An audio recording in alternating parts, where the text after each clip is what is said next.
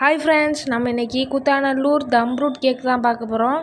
Taste எப்படி இருக்குன்னு தெரியல. நான் முதல் தடவை இந்த கேக்கை வந்து சாப்பிட போகிறேன்.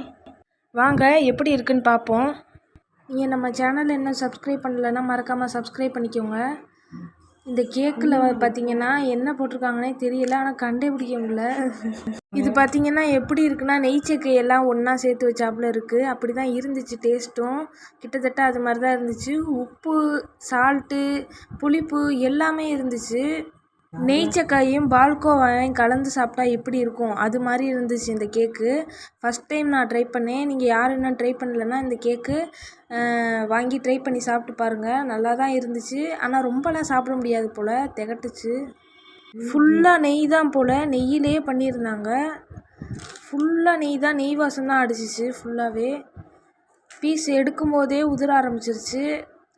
நல்லா தான் இருந்துச்சு. மறக்காமல்